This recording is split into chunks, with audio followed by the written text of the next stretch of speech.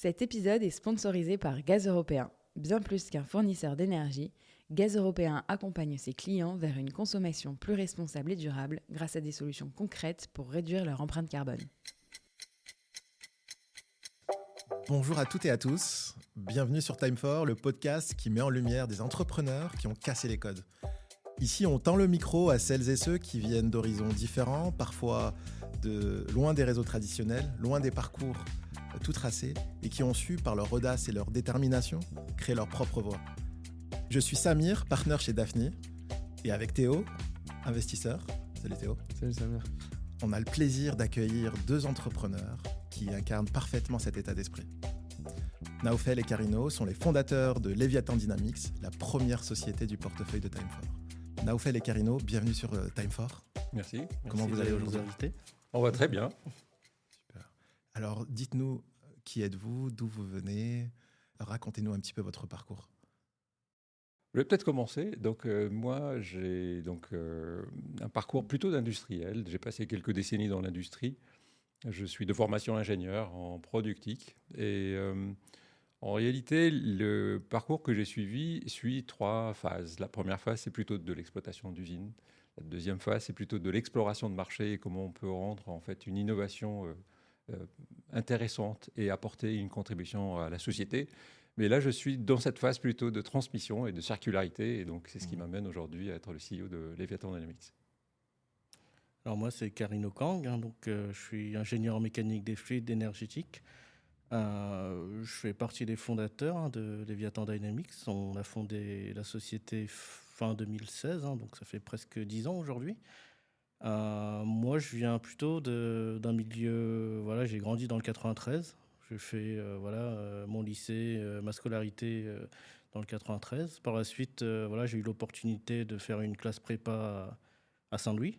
Par la suite, j'ai suivi le parcours ingénieur classique. J'ai passé les concours. Après, j'ai intégré des premières entreprises dans tout ce qui était aéronautique, aérospatial au début. Après, j'ai voulu aller plus dans l'opérationnel, dans tout ce qui était industrie. J'ai travaillé en tout 8 ans avant d'avoir monté Leviathan. Et c'est vrai que je trouvais que ces sujets de décarbonation n'étaient pas vraiment au cœur des préoccupations des entreprises dans lesquelles je travaillais. Et je voulais mettre à contribution, je dirais, les compétences que j'ai acquises à travers mon expérience, mes formations, pour faire travailler la science dans le bon sens. Et justement, Carino, lorsque tu es dans le 93, lorsque tu es jeune, est-ce que tu as des exemples d'entrepreneurs autour de toi ou pas du tout, ou tu es le premier entrepreneur Il y a entrepreneurs et entrepreneurs. Oui. Effectivement, il y a beaucoup d'entrepreneurs qui vont plutôt ouvrir des commerces de quartier. Ça, c'est on ne peut pas l'enlever. Et c'est vrai que c'est des aventures entrepreneuriales aussi qui à chacun son échelle. Mais c'est vrai que des entrepreneurs avec sur des deep tech qui peuvent changer le monde, il n'y en a pas tant que ça qui viennent des quartiers. On y reviendra tout à l'heure justement entre science et quartier. Et du coup, Naoufel, pour toi, lorsque tu penses à ton enfance et ton environnement de départ, quelles sont les premières intuitions, les premiers mots Ah oui, alors moi je suis né en Tunisie, donc je suis venu après mon bac, mon bac en poche. Je n'étais pas normalement censé faire les classes préparatoires, mais j'étais sélectionné. Je voulais être plutôt pilote de ligne. Ma mère voulait que je sois médecin, donc j'ai fini ingénieur. Donc j'ai un parcours où, en réalité, il fallait à chaque fois apprendre un nouveau système.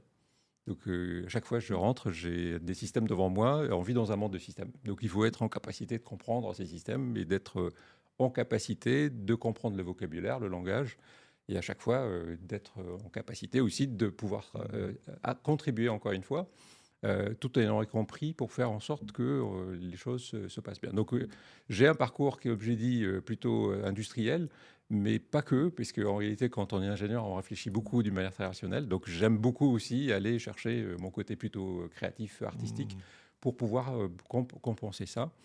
Il se trouve aussi que j'ai une appétence pour les langues, donc je parle 5 langues. Je suis en train d'apprendre encore des langues en ce moment. Magique. Donc c'est le japonais en ce moment. Donc j'ai aussi appris un peu d'allemand, un peu de chinois. Mais actuellement, donc je suis dans cette partie-là d'apprentissage. Ah, super. Et ça a été quoi justement le déclic pour toi de partir de la Tunisie à ce moment-là, dans ton Alors, enfance? c'est quelque chose qui est venu sans que je l'ai demandé. Comme je l'ai dit, moi, je voulais faire plutôt des études pour devenir pilote. Mais il se trouve que mon parcours, qui a été assez constant, assez régulier, a fait que j'ai passé mon bac avec quelques résultats. Et donc, on m'a dit, bah, tiens, tu es sélectionné, tu pars en France pour faire des classes préparatoires. Donc, j'ai découvert ça en quelques mois, pendant l'été 83, où j'ai compris qu'il fallait changer de pays, changer de culture et de pouvoir apprendre, en fait, comment ça se passe quand on est en classe préparatoire, avec tout ce qui va avec, comme concours et tout ce qui va être la sélection qui va suivre derrière. Encore faut-il être en capacité de ne pas perdre cette compréhension de là où on vient pour pouvoir faire en sorte que ce qu'on nous a apporté puisse servir et puisse être après retransmis. Et c'est ce que je suis en train de faire en ce moment. Et à quel moment tu as eu le déclic d'entreprendre? Alors, moi, je suis le côté entreprendre. Je lui donne une définition assez large. Pendant longtemps, j'étais intrapreneur. C'est-à-dire qu'à l'intérieur même de mon organisation, je n'attends pas qu'on puisse me dire tiens, tu peux entreprendre un projet. Pour moi, j'ai fait que des projets dans lesquels j'ai embarqué des équipes, dans lesquels j'ai pu mettre en œuvre des solutions qui n'existaient pas avant, mettre un peu d'organisation, un peu de méthode, parce qu'en fait, quand on travaille dans les systèmes, il faut être en capacité aussi d'avoir des outils. Et toute ma vie, j'ai constitué une boîte à outils que j'essaie, dès que je peux, je transmets les outils que j'ai pu apprendre pour pouvoir faire en sorte qu'autour de moi, dans l'équipe, on puisse avoir des outils qui nous permettent de bien résoudre des problèmes. Parce qu'en réalité, quand on est dans le domaine industriel, quand on est dans l'entrepreneuriat, il faut être en capacité de résoudre des problèmes. Et la notion du risque, pareil, vous êtes tous les deux ingénieurs. Finalement, vous auriez pu avoir une situation très confortable dans de très beaux groupes. Et finalement, vous avez décidé d'entreprendre. C'est quoi votre rapport au risque aujourd'hui ? En fait, moi, si je parle de ce que j'ai pu vivre comme situation et observation autour de moi, je pars du principe, quand on a des responsabilités, c'est de ne pas faire semblant. C'est-à-dire qu'il faut être en capacité d'engager ce que j'appelle le skin in the game, c'est-à-dire qu'on va jouer sa peau pour pouvoir contribuer à faire quelque chose, de résoudre un problème plus grand que soi. Et de le faire pas seulement seul, il faut le faire avec d'autres. C'est-à-dire qu'on n'est pas en capacité, moi j'ai toujours cet adage qui dit qu'une personne n'est pas parfaite, mais une équipe peut l'être.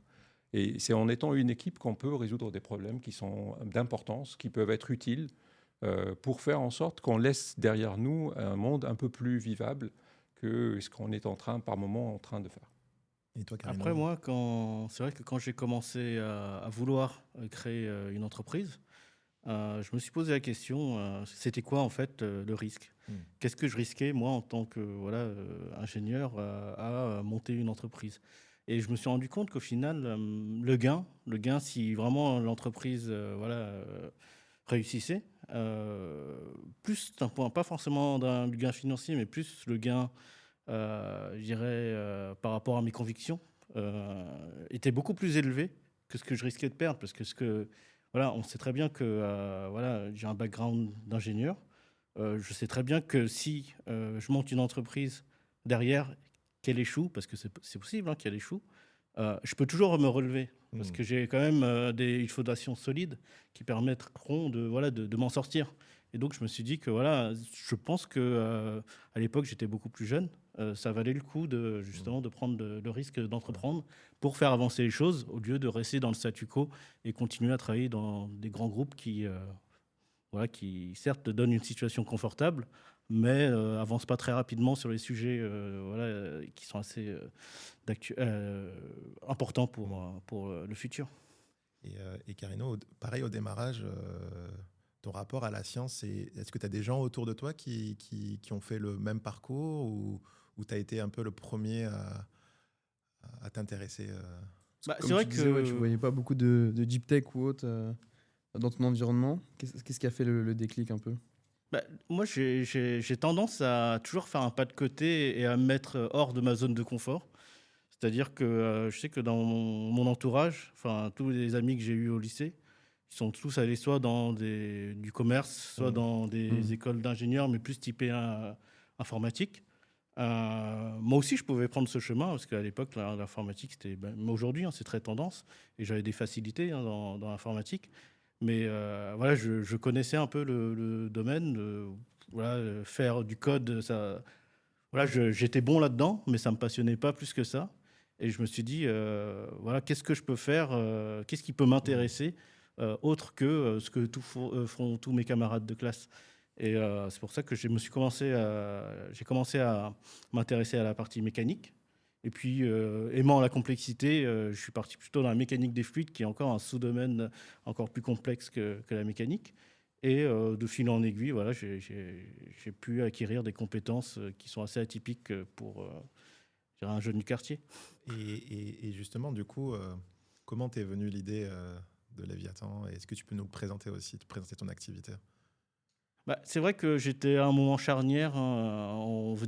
L'entreprise dans laquelle je travaillais venait de se faire acheter par un géant de la pétrochimie. Moi, ce n'était pas du tout en phase avec mes valeurs. J'ai demandé à partir et je voulais monter un projet qui fait sens. Et c'est vrai que à ce moment-là, il se trouvait qu'on était en été, que les problématiques de réchauffement climatique étaient de plus en plus pesants. Et je me suis dit, forcément, avec les problématiques, avec le réchauffement climatique, mécaniquement, on va avoir besoin de plus en plus de rafraîchissement pour avoir un confort de vie raisonnable. Et le problème qu'on avait à l'époque, c'est que les gaz fluorés, qui sont utilisés pour faire des clims, ils ont un impact qui est très fort dans le bilan carbone. On parle de 2 à 3% des émissions de gaz à effet de serre au niveau mondial qui sont liées à ces gaz. Je me suis posé la question, moi en tant qu'ingénieur, avec mes compétences, comment est-ce que je peux solutionner ce problème de faire du froid de façon plus durable. Et les galères de début, du coup Alors, on peut appeler ça des étapes. Parce qu'effectivement, quand on avance, il y a des obstacles qui apparaissent, des choses qui sont planifiées, des choses qui ne le sont pas. Et donc l'idée, c'est de toujours être préparé à affronter en fait ces obstacles. Et pour ne pas se laisser coincer très rapidement, il faut viser effectivement le pourquoi en fait on fait cette aventure et pourquoi on veut résoudre ces problèmes. C'est que c'est des problèmes qui ont un impact. Et quand on dit impact, nous, ce qui nous intéresse, et c'est pour ça qu'on a été épaulé ces dernières années par Team for the Planet, c'est parce qu'on veut combattre les gaz à effet de serre, on veut les tabasser. C'est le terme qu'il faut utiliser, le verbe qui est le plus adapté, pour pouvoir justement faire en sorte qu'on diminue cette quantité de gaz à effet de serre dans l'avenir. L'idée, c'est que quand on regarde dans le rétroviseur, on a déjà maintenant suffisamment de data pour nous expliquer ce qu'on a mis dans l'atmosphère. Et donc l'idée ici, c'est qu'on sait que le chemin sera semé d'embûches, ce ne sera pas facile. Pour autant, il faut être en capacité d'expérimenter, d'apprendre, de renforcer, d'améliorer. Et c'est une approche qu'il faut faire en continu. C'est-à-dire que si on attend, et ça, je dirais tous les entrepreneurs le savent, si on attend d'avoir le produit parfait, on ne lancera jamais. Et donc l'idée, c'est qu'à un moment donné, il fallait dire, OK, on a suffisamment mûri une première solution, on a été avec cette solution sur le marché, convaincre les premiers clients. Et de par là, apprendre plus rapidement, parce que le client va nous donner un certain nombre de retours qui sont très utiles pour encore aller plus loin. Et justement, si on reprend au début, est-ce qu'à ce moment-là, il y a un peu des croyances limitantes potentiellement, que ce soit par l'environnement ou par les parcours que vous avez pu suivre? Est-ce qu'il y a un peu des barrières que vous vous êtes fixées vous-même et que finalement, dont après vous avez pu vous affranchir par la suite? Ou alors dès le début finalement moi je dirais que c'est l'inverse. Okay. Quand on se lance dans un projet deep tech comme le nôtre, en fait nous on va dire qu'on ne se rend pas compte en fait de la difficulté qui est devant nous et donc on n'a pas de limite.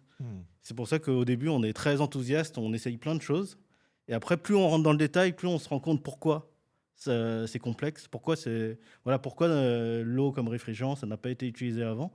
Et voilà, on se rend compte de la difficulté qui est devant nous. Et après, soit on a 2 cas de figure, soit on abandonne parce que c'est trop compliqué, soit on relève le challenge. Et nous, on aime la complexité en tant qu'ingénieur et on préfère relever des challenges techniques. Et c'est comme ça qu'on avance. Après, il faut compléter cette appétence à faire de gérer de la complexité par de la simplification et de la standardisation et de la pédagogie, parce qu'en réalité, il faut accompagner son innovation.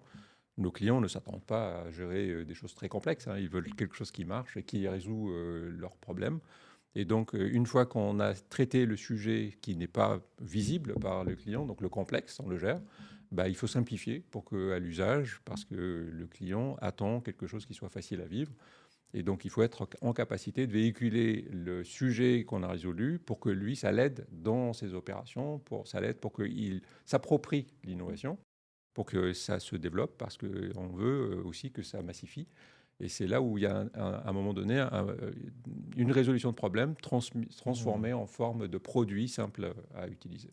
Et comment on parle de simplicité pour nos auditeurs qui ne sont pas du monde scientifique, est-ce que vous pourriez nous décrire votre technologie et en quoi elle est révolutionnaire? Alors, nous, on traite de la thermodynamique. La thermodynamique, c'est le lien entre tout ce qui touche à la thermique et la mécanique. Et donc, on va comprendre des principes qui sont connus par nous, êtres humains, qu'on utilise tous les jours sans le savoir. L'été, quand on a chaud et quand on est à l'extérieur et quand on a chaud et on va mettre de l'eau sur son visage, cette sensation de fraîcheur qu'on a, elle n'est ni plus ni moins que l'évaporation de cette eau qui a emporté avec elle de la chaleur qu'on avait sur notre corps. C'est le principe. Ben, ce que je viens de décrire là, c'est ce qu'on a encapsulé à l'intérieur d'une machine. C'est-à-dire qu'on va évaporer de l'eau, on va la comprimer, on va la condenser. Et c'est ce cycle qu'on va répéter qui va être en capacité de faire un échange de calories pour permettre de créer avec de l'air qui est chaud à l'extérieur, de la fraîcheur qu'on aura à l'intérieur. L'utilisation de l'eau comme réfrigérant naturel est quelque chose de connu de l'être humain depuis très longtemps, sauf qu'on ne l'a pas encapsulé sous forme de machine. Et donc, c'est ce qu'on fait. Mais pour cela, il nous manquait à l'origine, et donc Carino et Alan Chauvin, qui est l'autre aussi cofondateur, ils ont levé un certain nombre de verrous parce qu'ils n'ont pas trouvé ce compresseur nécessaire. Et c'est pour ça qu'ils se sont attelés à résoudre cette première étape. Et donc, nous sommes en capacité aujourd'hui de concevoir et fabriquer des compresseurs centrifuges qui fonctionnent sous vide. Et c'est bien l'accumulation de ces trois éléments qui nous permettent, avec la vitesse de rotation, de pouvoir comprimer de la vapeur d'eau et de pouvoir l'utiliser comme étant un réfrigérant, comme les réfrigérants qu'on retrouve depuis des années dans les machines qui font du chaud et du froid. Donc ça, c'est la première innovation que nous portons et c'est ce que nous voulons apporter comme alternative aux solutions existantes sur le marché aujourd'hui. Le chemin n'est pas simple, pour revenir sur cette notion d'obstacle. Encore une fois, on est armé par une logique de coopération et de collaboration avec d'autres. Donc je reviens avec mon concept de dire une personne, une équipe. Là maintenant, j'étends un peu le principe à d'autres entreprises qui sont aussi, comme nous, intéressées par apporter leur contribution pour pouvoir apporter des solutions alternatives en éliminant les gaz fluorés qui sont très nocifs et très impactants au niveau du réchauffement global. Il faut savoir, juste pour fixer les idées, et je finis par là sur la côté pédagogique, il faut savoir que les gaz qui fuient des machines qui font du chaud et du froid, donc les climatiseurs, les groupes froids, les pompes à chaleur, quand ça fuit, bah, ça se retrouve dans l'atmosphère pendant très longtemps. Et leur pouvoir de réchauffement global est plusieurs centaines de fois, milliers de fois supérieur au CO2, qui est déjà quelque chose qui n'est pas bien. Et l'ensemble, annuellement, c'est l'équivalent de ce que peut émettre un pays comme le Japon, ou comme le secteur de l'aviation dans sa totalité. Donc on ne parle pas de peu, on parle de gigatonnes de tonnes CO2 envoyées à cause de ces solutions existantes. Certes, il y a une réglementation qui s'appelle l'AFGAS pour faire ce qu'on appelle la réduction dans le temps, mais il faut être en capacité rapidement de proposer des alternatives pour les remplacer. Et du coup, les bénéfices pour vos clients, donc les entreprises, on peut citer quelques exemples, j'imagine aussi. Alors, on a nos premiers clients, en fait, avec qui nous menons des projets pilotes. Pourquoi on mène des projets pilotes? Parce qu'on veut aller apprendre sur le terrain. On ne veut pas apprendre dans un laboratoire, on apprend sur le terrain. Donc, on emmène nos machines, on les installe. Et on a deux types de solutions. La solution qui concerne l'usage humain. Donc nous, humains, on a besoin de confort thermique. On est bien quand la température, l'hiver, elle est dans les 19 degrés, l'été, 25 degrés. Ça, c'est les nouvelles cibles qu'il faut qu'on ait. Et quand on parle de process, de machines, il y a des machines qui chauffent. Et donc, il faut les maintenir sous une certaine température, sinon elles ne fonctionnent plus comme il faut. Donc, on parle de groupes froids pour ça. Et donc, on fabrique des groupes froids. Les data centers? Les data centers, c'est quelque chose qui est réellement dans notre ligne de mire. Pourquoi ? Parce qu'en réalité, ils ont 2 sujets à résoudre. Le problème de la consommation d'énergie, et le deuxième, c'est tout ce qui est pollution qui peut venir de la production de froid. Il se trouve qu'il y a un 3e axe, et je reviendrai tout à l'heure dessus, c'est l'eau. Et l'eau, pour nous, est quelque chose qui est important. Et on a pour cela une autre solution dont je parlerai tout à l'heure. Les 2 premiers points, les data centers, ils ont une facture électrique, comme tous. Et d'ailleurs, c'est là-dessus qu'on aide nos clients, nous, en fait, parce qu'on leur permet, en même temps qu'ils fabriquent du froid, c'est de pouvoir consommer moins d'énergie. Et ce qui est important dans ce genre de solution, il faut apporter un coefficient de performance qui est la capacité de donner 1 kWh électrique à la machine et de récupérer des kilowatts thermiques en retour. Et donc, plus le ratio entre les deux est grand, plus c'est intéressant. Et donc, nous, on diminue la facture électrique pour ces clients. Et donc, ça, c'est intéressant pour eux. Sachant qu'on est dans un environnement aujourd'hui où la plupart des industriels, justement, cherchent à réduire leurs dépenses, leurs coûts. Oui. Et votre solution, finalement, leur permet au-delà d'être un avantage financier, mais c'est aussi un avantage environnemental fort. Oui. Et eux-mêmes peuvent contribuer justement à sauver la planète en produisant de la richesse. C'est ça. Il y a effectivement, et tu as raison de préciser cet élément-là, nos clients, on les aide sur le court terme pour protéger le long terme. C'est-à-dire que si on leur demande, et à nous tous, on est tous convaincus qu'il faut faire quelque chose sur le sujet de l'environnement, de ce qu'on parle de concrètement comment on fait pour pouvoir aider à réduire nos émissions de gaz à effet de serre, de consommer moins, d'être sobre, de consommer moins d'énergie, moins d'eau.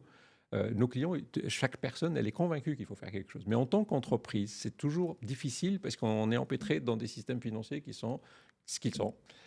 Et donc, sur ce thème-là, précisément, on les aide à diminuer leur OPEX court terme. C'est-à-dire que là, c'est ce qui leur permet d'adopter la solution maintenant court terme. Long terme, on va les aider à générer de l'extra-financier, c'est-à-dire des tonnes CO2 évitées. Ça s'appelle des dividendes climat. Et c'est ce qu'on génère, nous, chez Léviathan Dynamics. On participe depuis la première édition là, en 2022-2023. Là, tous les ans, chaque machine qu'on installe, on va calculer le nombre de tonnes CO2 non émises dans l'avenir. Et ça devient un indicateur d'impact non financier pour pouvoir compléter notre solution. Et moi, ce qui m'a marqué lorsque je suis venu vous voir à la Courneuve, c'est que finalement, votre technologie, elle est aussi possible sur le traitement des eaux usées. Oui. Peut-être, Carino, est-ce que tu peux nous parler un petit peu aussi de ce cas d'usage qui est aussi passionnant, puisque avec une même technologie, vous adressez plusieurs usages. Oui, effectivement, en fait, c'est pour l'anecdote, c'est une machine qu'on a développée un peu par hasard. C'est en faisant des tests sur nos machines de froid où on s'est rendu compte que, parce que les premiers prototypes qu'on avait, en fait, on avait mis des cuves avec des parois transparentes pour voir comment ça s'évaporait, comment ça se condensait. Et on s'est rendu compte, parce que nous, on utilise l'eau du robinet pour remplir nos machines. On s'est rendu compte qu'au niveau de la partie évaporation, l'eau devenait de plus en plus trouble, alors que le côté condensation, l'eau devenait de plus en plus transparente, de plus en plus limpide. Et c'est là on s'est dit, mais en fait, on est en train de fabriquer une machine à distiller de l'eau qui est hyper efficace. Parce que derrière, on recycle en fait l'énergie de la vapeur pour entretenir l'évaporation. Et là, la petite blague, c'est est-ce qu'on peut faire de l'alcool avec de l'eau ou pas? Ça, c'est un des sujets sur lesquels on aimerait travailler. Je rigole, je plaisante. Mais l'anecdote du café, là, c'est une légende, ça. Non, parce qu'après, effectivement, pour démontrer qu'on traitait vraiment de l'eau, parce que voir de l'eau trouble, c'est pas très impressionnant, on avait rempli l'évaporateur d'eau mélangée avec du café. Et derrière, on a lancé la machine et on voit sur la vidéo, on a une vidéo sur YouTube qui circule, où on voit que progressivement, le condenseur se remplit d'eau qui est limpide, alors que côté évaporateur, on voit le café qui se concentre. Et du coup, là, l'usage, pareil pour un industriel, c'est en fait dans le cycle. Est-ce que aussi, pareil, tu peux nous expliquer? Alors, l'eau est devenue un sujet depuis 2022. 2022, il faut rappeler, il y avait une sécheresse. Et il y avait donc l'été 2023 un sujet qui a été porté au niveau national pour dire qu'il y a un plan eau pour viser en 2030 d'avoir entre 8 et 10% de l'eau recyclée. Sauf que le point de départ, il est de 1%. En France, 1% seulement des eaux industrielles qui sont usées et recyclés ou retraités pour être réutilisés. Donc on part de très, très bas, très loin. Le fait qu'il y ait des sécheresses, le sujet eau est devenu quelque chose d'important. Et c'est invité en fait à la table des dirigeants en disant si demain j'ai pas l'eau, je ne peux pas générer mon chiffre d'affaires. Ce n'est plus une question de dire combien coûte un mètre cube d'eau. Un mètre cube d'eau, aujourd'hui, ça coûte, mais pas très cher, ça coûte quelques euros, 5 euros, pour arrondir. Avant 2022, quand je discutais avec les dirigeants, ils me disent « Ouais, mais attends, mais je vais gagner 2000 mètres cubes par an, bon, je multiplie par 5, bon, ça fait un gain. » Or, le sujet, il est plus complexe que ça en réalité. Deux sujets. Le premier, c'est que le coût de traitement des effluents qu'il génère coûte cher. Il faut venir avec un camion, transporter ces différents effluents et aller très loin, loin des yeux, loin du cœur. Et à ce moment-là, on va les cramer, on va les brûler et on va générer des tonnes de CO2. Il faut savoir que les eaux industrielles certaines, quand on ne sait pas quoi en faire, on les brûle. Donc ça génère des tonnes de CO2. Donc on revient au même sujet de tabasser des gaz à effet de serre. Donc ça nous intéresse. C'est une bagarre intéressante. Et au-delà de ça, on va pouvoir récupérer 80% de l'eau qu'il avait déjà payée une fois pour pouvoir la réutiliser. Et là, c'est quelque chose qui a de la valeur. On va concentrer des solutions et en plus, on va le faire d'une manière sobre énergétiquement parce qu'on va faire évaporer l'eau à 35 degrés. Là où chez nous, quand on met une casserole sur le feu, il faut attendre 100 degrés. Donc toute l'énergie pour aller de 35 degrés à 100 degrés, on ne va pas la consommer. Et donc pour cela, en fait, on a une solution qui est compacte, qui est en capacité de consommer moins d'énergie, de récupérer 80%, et 80% c'est le minimum. On peut aller plus loin selon les effluents, pour pouvoir ne traiter que ce qui reste. Notre rêve, c'est que demain, on puisse se faire accompagner par d'autres startups, d'autres entreprises qui vont traiter ces concentrats pour ne pas dire que c'est un déchet, ça devient quelque chose qui a de la valeur. Et là, il y a beaucoup de choses encore à faire. Théo, tu vas monter une startup, c'est bon. Et justement, on parlait beaucoup des industriels. Est-ce qu'un jour, la solution Léviathan Dynamics a aussi pour objectif de servir le grand public, notamment sur le chaud-froid avec la climatisation? C'est une bonne question, Théo. L'idée, c'est qu'actuellement, nous, vu notre taille, on est en capacité de travailler seulement en B2B. On travaille avec des industriels qui sont avec certaines problématiques, qui ont des équipes en face et on peut parler. On est sur des projets plutôt industriels. Pour être en B2C, pareil, nous seuls, je pense qu'il faudra beaucoup plus de ressources. Donc, on va plutôt trouver des chemins pour collaborer avec d'autres entreprises, avec d'autres partenaires qui sont plutôt présents sur des territoires, qui sont en capacité de gérer la relation avec les utilisateurs, comme on peut l'être, nous, dans nos vies civiles. Et donc, l'idée ici, c'est de pouvoir, à ce moment-là, et simplifier, et apporter une réponse pour que nous tous, on puisse accéder à cette technologie. Donc, c'est notre objectif qui est sur notre feuille de route pour pouvoir arriver à construire des machines suffisamment simplifiées encore plus, suffisamment plus petites, suffisamment moins chères, parce que ça aussi, c'est un élément important, parce que nous, dans nos besoins de tous les jours, on a besoin de machines plutôt de quelques kilowatts pour pouvoir gérer des espaces qui sont plus petits, alors que là, d'un autre côté, pour l'industrie, on parle en dizaines de kilowatts. Ou centaines. Là, pour nous, on a besoin de machines plus petites. Et ça fait partie de notre feuille de route pour pouvoir atteindre cette machine-là. Et pour y arriver, l'étape de la levée de fonds est nécessaire ou vous auriez pu faire différemment ? Alors, on a essayé de faire différemment le plus longtemps qu'on puisse faire, mais la levée est nécessaire, bien sûr, parce qu'en réalité, on a besoin d'étoffer l'équipe pour avoir plus de capacité d'aller plus vite. Ça, c'est le premier important. En réalité, c'est une question de temps. C'est une question aussi d'avoir la capacité de laisser advenir nos solutions sur le marché, qu'elles puissent se diffuser, qu'elles puissent se massifier. Et la levée, c'est ce qui nous permet de pouvoir faire ces trois éléments. Le premier, c'est d'avoir une usine. Et donc là, maintenant, depuis la levée, on a une nouvelle usine dans laquelle on a de l'espace. On a des conditions un peu meilleures au niveau sécurité, au niveau du flux, pour qu'on puisse mieux travailler pour construire nos machines. Deuxièmement, on complète notre équipe pour qu'on puisse aller sur le marché, donc avec les commerciaux, avec des ingénieurs qui vont venir étoffer nos équipes, mais en même temps, on embauche aussi des techniciens qui vont être aussi des personnes qui vont avoir un rôle important pour nous aider à construire et aller apporter aussi nos solutions sur le terrain. Et le troisième élément, c'est bien sûr de continuer à avoir toujours cette phase que Carino adore beaucoup, ce qui est de continuer à travailler sur la R&D, et de gérer des idées pour pouvoir développer des nouvelles solutions. On en a, et donc on va réserver une partie de nos activités quand même pour avoir toujours ce coup d'avance pour préparer l'avenir. Et est-ce que vous pensez le fait d'avoir initié l'entreprise dans le 93 a été un frein pour accéder au financement ou pas? C'est pas simple, mais pour nous, comme me disait Karine tout à l'heure, en réalité, on ne voit ça ici. Des obstacles, il y en a partout. C'est pas ça qui nous arrête en fait. En réalité, on est en capacité actuellement sur les 18 personnes que nous sommes, on parle 11 langues différentes. Yeah. Donc on est très porté sur l'interculturel. Parler avec un fonds en France ou ailleurs, on peut le faire. Sauf qu'on a privilégié effectivement l'ancrage territorial. On a de bonnes relations avec Plaine Commune, avec la Seine-Saint-Denis. Les gens qui sont autour de nous sont des gens bienveillants qui veulent quand même faire en sorte qu'on puisse développer des activités. On était dans une pépinière, pareil, avec une super ambiance qui est portée avec des gens qui sont vraiment passionnés. Et en plus, on a côtoyé plein d'autres entrepreneurs. Et c'était en plus au milieu de la cité des 4000. Tout à fait, tout à fait. Et c'est impressionnant, puisque finalement, lorsqu'on arrive, on vient vous voir, on est au milieu des tours. Et en fait, on s'aperçoit qu'il y a des entrepreneurs talentueux, Oui. à la pointe de technologies, des technologies de rupture, et qui portent des valeurs et une ambition pour tabasser, Oui. pour reprendre ton expression. Merci. Donc je vois que le virus a commencé Il à va rester celui-là, il va rester. Ça marche, merci. Et donc moi, je suis très content de pouvoir vous accompagner justement dans votre développement. Merci. Et vous avez été mon premier investissement chez Time4.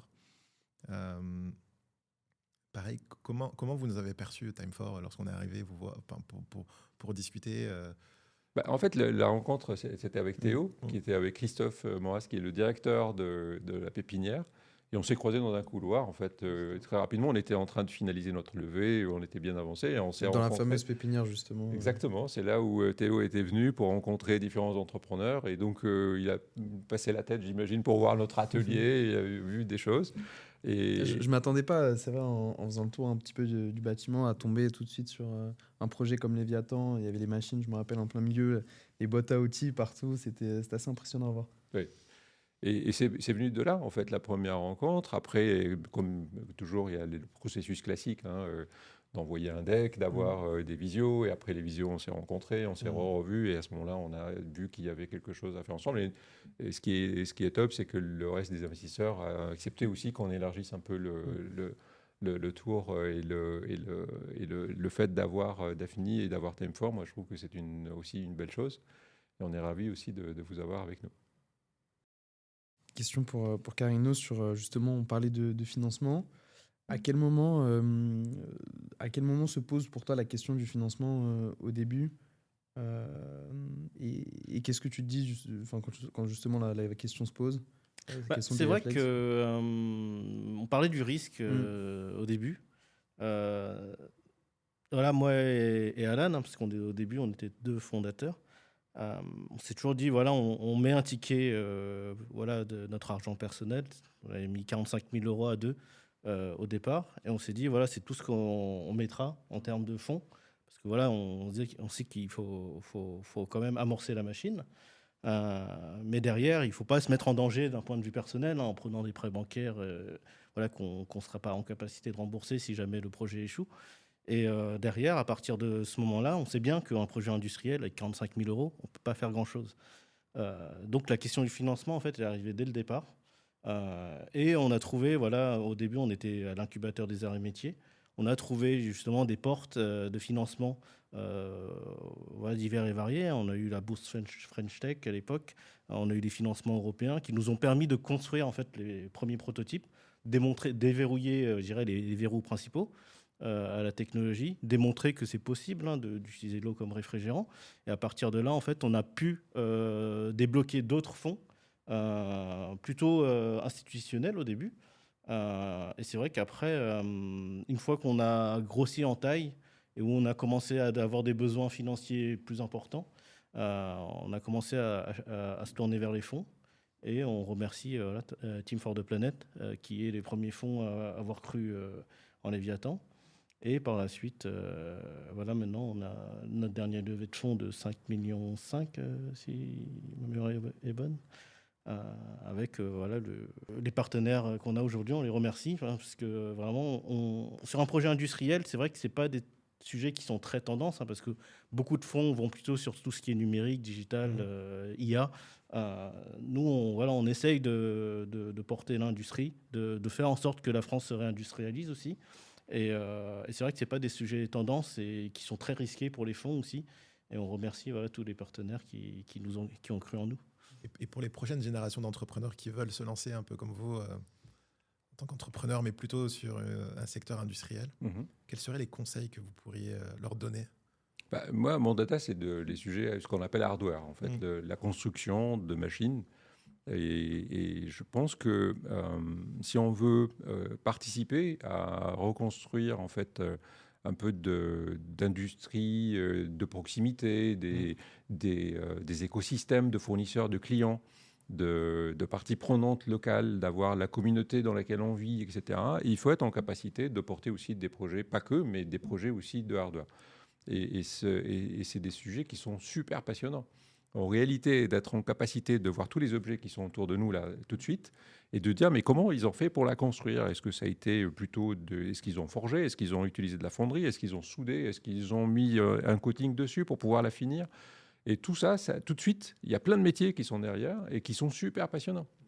Celui qui a créé la table qui est devant nous, bon, il y a le côté artistique, mais il y a aussi le côté technique, comment ça a été fait. Et ces aspects-là, ils sont super intéressants dans le sens où on peut être en capacité de rattacher son cerveau, son cœur et ses mains en même temps. C'est des métiers où on peut mettre en pratique tout ça parce qu'on a besoin, quand on est dans le hardware, d'utiliser ses 5 sens. On ne va pas juste utiliser une partie de son corps, on utilise tout.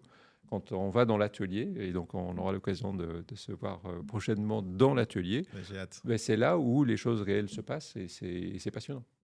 Et toi, Carino, si tu devais te donner un conseil à l'entrepreneur c'est vrai, un conseil à donner, comme j'ai dit tout à l'heure, il faut limiter ses engagements personnels en termes de, aussi bien en caution bancaire qu'en investissement dans l'entreprise. À un moment, il faut se dire, on mise ce paquet-là. On va pas au-delà parce que sinon on risque de rentrer dans une boucle infernale où on va mettre en caution sa maison pour pouvoir financer le projet. Et là, si ça échoue, on s'en sort plus. Ça, c'est la partie un peu maîtrise du risque. Et après, c'est aussi la partie communication. Et c'est là où on n'est pas très bon, nous aussi. Mais je pense qu'il y a chez les entrepreneurs, surtout ceux qui font des startups un peu deep tech, il y a cette crainte, en fait, de si on parle trop de notre projet, l'idée va se faire voler. Alors qu'en vrai, c'est très rare, en fait, qu'on se fait voler des idées. Et il vaut mieux en parler au plus de l'idée et de comment la développer au plus de monde possible pour embarquer le plus de gens possible, en fait. Et si j'ai un conseil à donner, c'est ça, et de vraiment s'ouvrir au monde, parce que honnêtement, la plupart des retours des clients qu'on a eus, en fait, c'est vraiment... on a parlé à quelqu'un qui a parlé à quelqu'un qui dit « Ah bah tiens, Léviathan, il travaille là-dessus ». Et on a été mis en relation comme ça. Et pour une personne qui n'a pas forcément la chance d'avoir les bons codes, les bons moyens financiers, le bon entourage pour être propulsé, pareil, qu'est-ce qu'on pourrait faire pour eux, pour ces personnes qui ont cette énergie, cette soif de connaissance, cette soif de pouvoir construire justement ce que tu disais avec l'alignement cœur-main et se dire, en fait, moi, je peux devenir entrepreneur demain et comment j'arrive à surmonter les obstacles. Alors, en fait, une entreprise seule ne peut pas exister sans une connexion avec son écosystème. Ce qu'on appelle les parties prenantes d'une manière un peu plus large. Et donc, elle a un devoir d'ouvrir, aussi de s'ouvrir pour que des jeunes, nous, la semaine dernière, on avait un jeune qui était en 3 semaines de découverte d'entreprise, un jeune en 3e, super adorable. Le gars, il était d'une maturité, mais encore faut-il que cette maturité rencontre une porte ouverte dans une entreprise pour qu'il puisse rentrer et comprendre un peu quels sont les métiers qu'on a chez nous. Peut-être que demain, il ne fera pas exactement un métier qu'il avait vu, mais au moins, il sait qu'il a vu ce métier, il peut changer. Et donc cette capacité d'entreprise à être ouverte à des stagiaires, à des alternants. Nous, on en a eu plusieurs. On a eu comme toute start-up, on a eu aussi avec nous des stagiaires. Certains sont partis finir leurs études, ils sont revenus, on les a embauchés et ils sont aujourd'hui responsables de certaines parties de notre activité. Donc, c'est ça qu'il faut être en capacité de faire pour que, parce qu'un jeune qui n'a pas eu la capacité ou la possibilité plutôt de rentrer dans une entreprise et de comprendre comment ça marche, il ne peut pas, juste par l'imagination, se projeter pour dire ben, « moi aussi j'ai envie de faire ». Et je pense que c'est une responsabilité de l'entreprise de pouvoir faire ça. Ça prend un peu de temps, c'est vrai, mais il faut être en capacité de dire que c'est important et donc de se répartir la tâche. Et on peut pas, pareil, on n'a pas tous tout le temps pour faire ça, mais en étant un peu créatif, on s'adapte, on peut, et ça c'est à mon sens un message qui est à passer, pour pouvoir aider des jeunes pour réellement avoir cet appétit de dire l'usine, parce que nous on dit usine, c'est pas un gros mot usine. Usine, c'est un lieu, comme j'ai dit, les Japonais appellent ça le gamba, c'est le lieu réel où les choses se passent. Et donc il faut être en capacité d'aller sur ce lieu-là et d'apprendre. Ouais, le TPS. Le TPS entre autres, mais on peut parler aussi TQM, on peut parler aussi... Exactement. Ce qui m'intéresse de comprendre là aujourd'hui, c'est finalement, c'est quoi votre rêve avec Léviathan? Tous les quatre, là, on se retrouve dans 15 ans. Qu'est-ce que vous avez accompli? Bon, on aura suffisamment tabassé les gaz à effet de serre. Moi, le premier. Et on aura utilisé et préservé la ressource en eau. En réalité, de pouvoir travailler... Alors, jusqu'à récemment, on parlait de stress hydrique. Malheureusement, il y a 2 semaines, il y a un rapport de l'ONU qui a commencé à parler de faillite hydrique. C'est-à-dire qu'on commence à être vraiment en train de vraiment être dans une situation très difficile avec le sujet eau. Nous, ce que nous voulons, c'est contribuer à ce que chaque usine qui utilise de l'eau, elle puisse être sur place, localement, de récupérer le maximum d'eau et de le faire travailler le plus longtemps possible, de réduire son impact sur la biodiversité. Ça, c'est un premier objectif.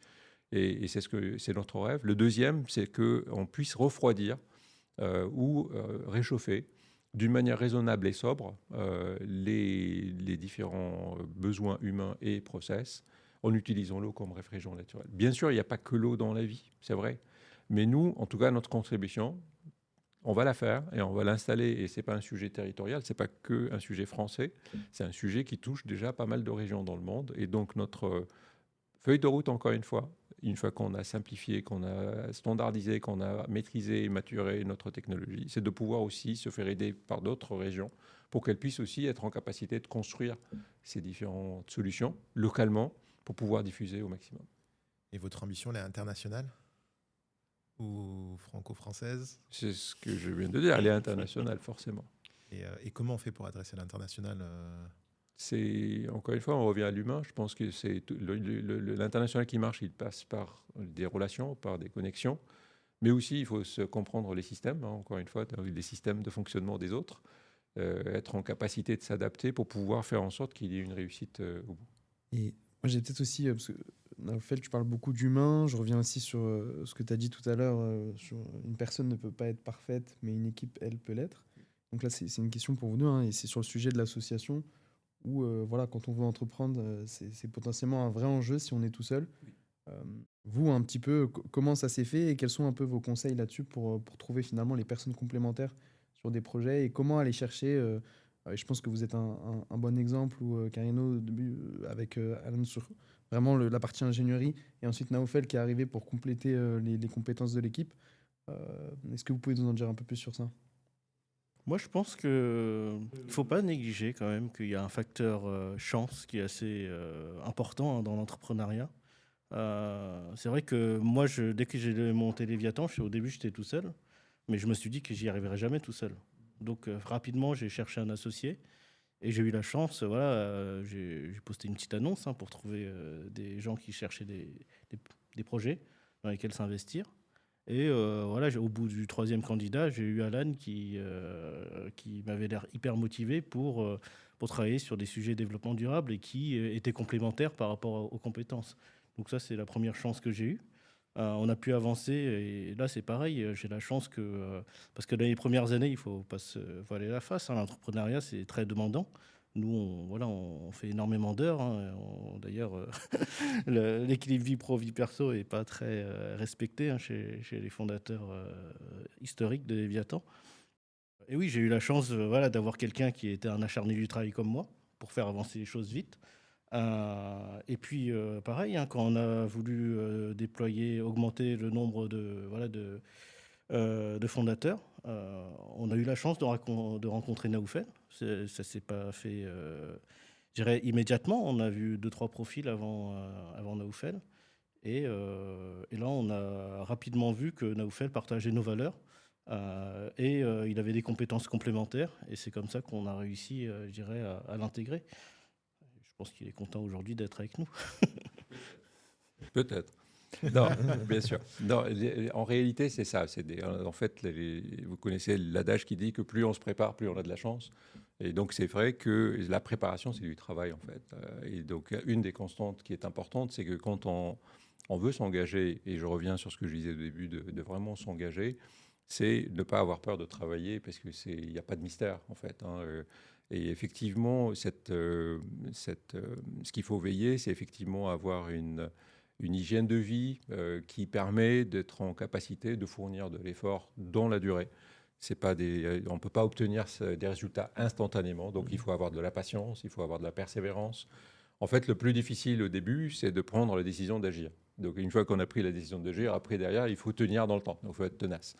Et pour finir sur ce que disait Carino, c'est clair que de pouvoir revenir vers l'humain, c'est cette notion d'écoute et de respect qui permet de dire, parce que, encore une fois, ce que disait Samir tout à l'heure sur les obstacles, il y en aura. Donc, c'est pas quand on est en face de l'obstacle qu'à ce moment-là, il faut qu'on règle nos comptes en disant, tiens, effectivement, il y a peut-être un sujet à discuter. Non, il faut être en capacité d'être en confiance et de construire cette confiance. Et cette confiance, elle est à construire tout le temps. Et la maintenir, c'est quelque chose qui est important. Donc, je ne sais pas si ça répond un peu à ta question, mais je pense au global, il faut être en capacité de pouvoir surmonter des obstacles ensemble pour justement continuer à faire porter le projet le plus loin possible. Et lorsque tu parles d'hygiène de vie, est-ce que tu pourrais nous expliciter ce que ça peut vouloir dire être déjà, alors c'est un sujet que je peux simplifier d'une manière la suivante, c'est de dire déjà, il faut être bien avec soi-même déjà. Quand on parle d'être bienveillant, il faut être bienveillant avec soi déjà, premièrement, puisque ça c'est quelque chose, personne d'autre peut le faire pour nous. Deuxième niveau, c'est d'être en bienveillance avec les autres, mais tout en étant exigeant. C'est-à-dire qu'il faut être en capacité de pouvoir faire confiance, de pouvoir vérifier et contrôler a posteriori, bien sûr que tout va bien. Et ça, c'est un exercice initial qu'il faut compléter par, effectivement, de bien dormir, de bien manger, de pouvoir... et ça, c'est les basiques, mais qui ne sont pas forcément, je dirais, automatiques à faire. Et pour finir, avoir, comme j'ai dit, des capacités et des relations de travail qui font qu'on garde ce plaisir de faire. Parce qu'il ne faut pas oublier cette notion de plaisir à faire ce que nous faisons. Il n'y a pas une demi-journée qui passe sans qu'on entende un éclat de rire quelque part dans l'équipe. Ça fait partie en fait, de l'ambiance qu'il faut avoir. Maintenant, bien sûr, il faut travailler, comme j'ai dit, mais il faut aussi se permettre de prendre ce plaisir-là. Et pareil, une notion de plaisir que j'ai, c'est de travailler avec des gens qui ne me ressemblent pas. Oui. J'ai entendu que vous aviez 11 nationalités. Oui, 11 langues différentes. Ouais. Et 11 langues différentes. Oui. Comment vous arrivez à créer un peu cette harmonie en fait, on s'aperçoit qu'on a des valeurs plus grandes que nous, en fait. Ce qu'on veut faire, c'est quelque chose qui nous dépasse, et ça, c'est super. On n'est pas en train de résoudre un problème simple, et donc on en est conscient. Et c'est cette universalité, j'ai fini par le dire, c'est le côté universel en fait de ce que nous voulons faire, je pense, qui nous réunit. À votre avis, qui on devrait inviter à votre place la prochaine fois sur ce podcast ? Il y a plein d'autres entrepreneurs à la pépinière déjà de la Courneuve, donc c'est des personnes qui sont aussi talentueuses et qui peuvent apporter aussi leur contribution. Donc, je pense que vous aurez peut-être d'autres rendez-vous là-bas. Avec plaisir. Est-ce que chacun d'entre vous pouvez piocher une carte devant vous et nous la lire, s'il vous plaît ?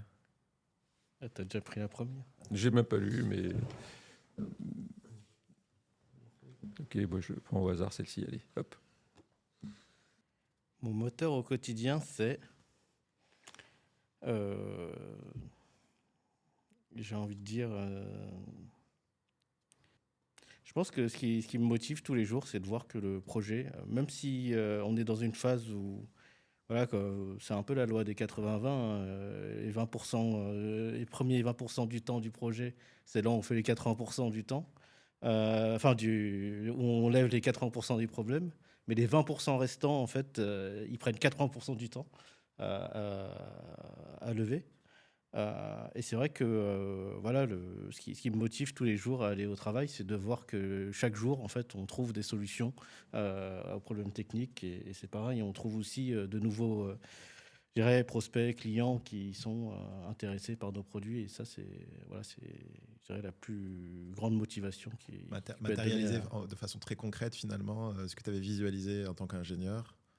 Oui, voilà, ça, c'est vrai que c'est ça qui m'a fait vouloir travailler dans l'industrie. C'est contrairement voilà, à faire du code, et c'est vrai que quand on fait du code, il y a une certaine satisfaction à voir que ce qu'on a codé, ça réagit bien. Mais partir d'une feuille blanche et avoir un objet physique à la fin, ça c'est vraiment ce pourquoi je trouve que l'industrie c'est bien.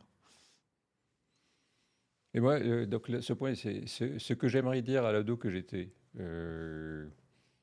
Alors, j'aurais bien aimé aussi parler à l'enfant aussi, de manière plus générale, mais moi, je dirais, c'est de continuer toujours à comprendre, et donc comprendre le monde autour de moi, de lire beaucoup, de dessiner beaucoup, de peindre beaucoup, de s'intéresser à plein d'autres arts qui sont autour de nous, parce que je pense que c'est important, comme j'ai dit à un moment donné, c'est que notre côté rationnel est important, et je pense qu'on peut piocher plein de solutions en allant chercher nos autres capacités qu'il faut travailler, et donc il faut continuer à cultiver pour pouvoir, justement, quand on rencontre des problèmes, d'être en capacité d'être créatif et de trouver des réponses. Voilà ce que je dirais. C'est très inspirant. En tout cas, merci beaucoup, merci Carino, merci Naofel, merci Théo, merci à notre partenaire Gaz Européen, et merci aux auditeurs. C'était un vrai plaisir de vous avoir sur le podcast de Time4. Merci à vous. Plaisir à partager.